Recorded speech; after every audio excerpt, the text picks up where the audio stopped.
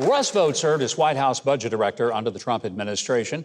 Before that, he spent over a decade working on budget issues on Capitol Hill, serving as policy director for the House Republican Conference under then-Chairman Mike Pence. Now, these days, he's president of the Center for Renewing America, where former President Trump says Russ is doing a great job fighting for our great country and against woke nonsense and out-of-control government spending. Not that we have any of that, of course. But would you please welcome to the show Russ Vought. Russ, good to have you here. Thank you. Good to be here. I want to get started with this bill, $740 billion that Joe Biden just signed into law this week. He says this is going to knock out inflation. Is that what it's going to do? No, it's unfortunately not going to be doing that to inflation. It is a misnamed bill.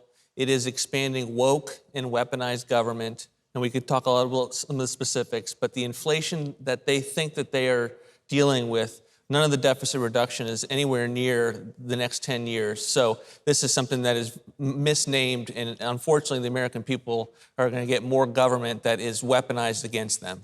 87,000 IRS agents, and all of them have to agree to carry a weapon and be willing to use it in a lethal manner. That's one of the provisions. I mean, that sounds almost like we made that up, but it's really in there, isn't it? There is 87,000 new agents as a result of $80 billion for the IRS. And just to give people some perspective, the Treasury Department only gets about $15 billion per year. So you're going to have $80 billion on top of that to have the IRS have audits as far as the eye can see. So that if you're a small business and you're trying to operate as an LLC, that's the kind of person that is going to be dealing with an audit probably every year. And there's not 87,000 auditors out there.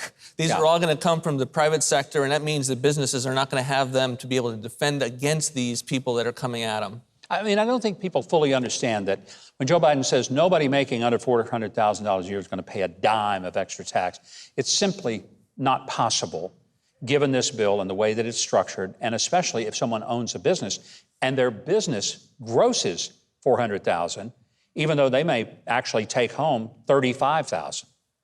Right, and if they're manufacturing, the new taxes that are in place are on manufacturing, and the reality that there are, this is the beginnings of the Green New Deal. So the Green New Deal's economic incentives are put in place in this so that they can change the economy before they put the mandates in place.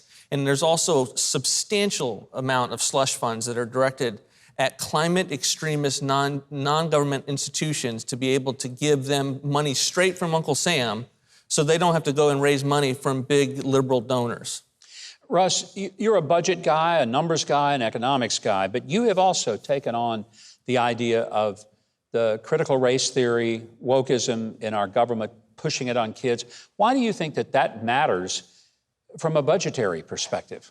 Well, I think because what we're seeing now is not just big government, it's woke and weaponized government. And I think we saw that front and center this week. But this was something that was an assignment Donald Trump gave me. He said, I want to get rid of CRT within the federal government. And we wanted to make sure there was an organization to do that once he was out of office. And so we have been able to really arm parents and school boards across the country to be on the lookout for it.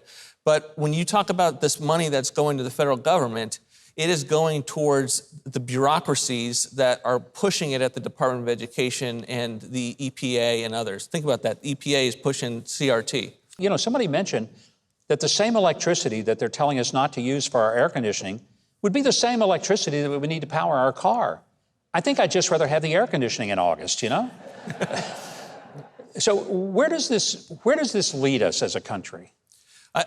Nowhere good. We're headed towards an economy that doesn't allow you to have energy conserving in the homes. It means a country that's less free, but we're not dealing with the 1970s liberalism. We're dealing with a much more hard edge big government that since in the environmental context, think about it, this is the Environmental Protection Agency that said to a 77-year-old Navy veteran, Joe Robertson, we're going to have you spend 18 of your last months on the earth before you pass away in prison because you built 4 ponds on your land to fight wildfires in violation of the Waters of the United States Act. That's real. That's real. That's the weaponized portion of it. So now we're going to now give $40 billion more to the EPA to be able to do that kind of stuff. That's what we're talking about when we are talking about woke and weaponized federal government. It's almost, when people make policy like that, you just wonder, did they leave their brains on the nightstand when they went to work that day? What possesses people to think that that makes sense? I think it's a contagion that has been fomented in our universities to say that this is not America the Great, this is America with deep-seated systemic issues of racism, so that it's a rejection of the civil rights movement, quite frankly, of equality under the law. They see America and they see inequity everywhere they possibly can, and they want to level.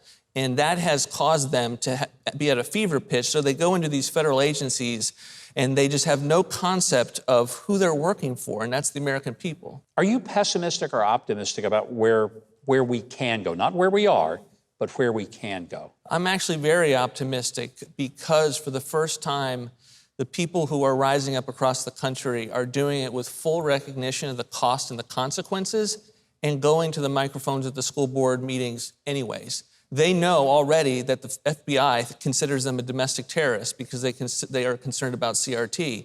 But they're going to the microphone anyway, knowing that they may lose their job if they talk about grooming in public schools. 10 years ago, we were asking people to go and talk about the high premiums from Obamacare.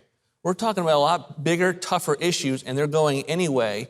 And when they do, and when they experience severe consequences, they're self-certifying that they are right and that they're on the behalf of truth. And they are attracting a wider group of people in this country. Millions of Americans will rally, and we will be able to take this country back.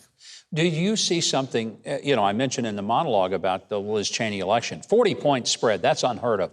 I never remember an incumbent member of Congress ever getting defeated by a margin like that, even if they were involved in some significant scandal, which hers was not a scandal, it was just people didn't like what she was doing.